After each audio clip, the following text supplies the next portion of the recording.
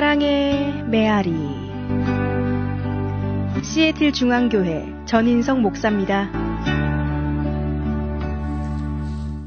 사랑의 메아리 애청자 여러분 안녕하십니까? 오늘은 안식일의 주인 되시는 예수님이란 제목으로 마가복음 2장 23절로 28절을 중심으로 말씀을 드리겠습니다. 먼저 본문의 말씀을 읽어드립니다. 안식일에 예수께서 밀밭 사이로 지나가실새 그의 지아들이 길을 열며 이삭을 자르니 바리새인들이 예수께 말하되 보시오 저들이 어찌하여 안식일에 하지 못할 일을 하나이까. 예수께서 이르시되 다윗이 자기와 및 함께한 자들이 먹을 것이 없어 시향할 때에 한 일을 잃지 못하였느냐. 그가 아비아들 대제사장 때에 하나님의 전에 들어가서 제사장 외에는 먹어서는 안 되는 진설병을 먹고 함께한 자들에게도 주지 아니하였느냐.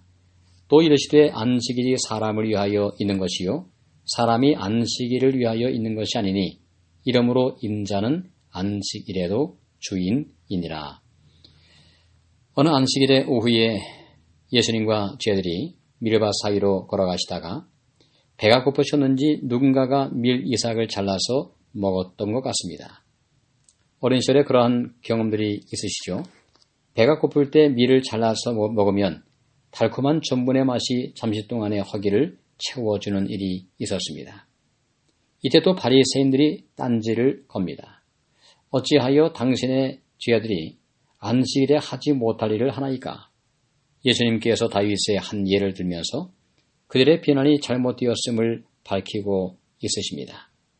다윗과 그의 무리들이 사울왕의 살해 위협을 피해서 도망갈 때 성전에 들어가서 그들의 허기를 채우기 위해서 진설병을 먹었다는 것입니다.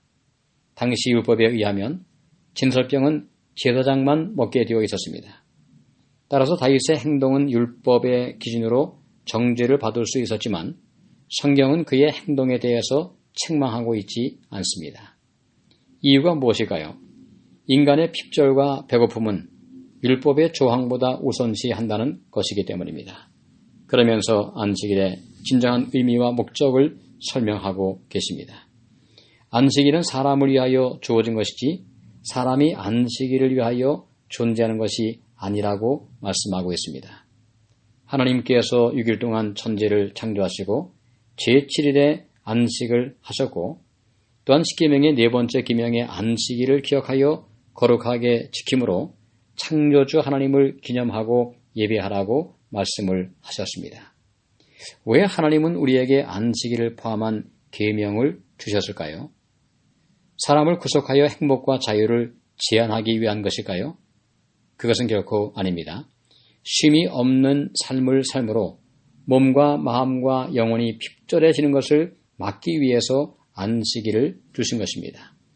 심지어 종들과 짐승들에게도 안식일에는 아무 일도 하지 말라는 명령을 하셨습니다. 참 놀라운 사실이죠.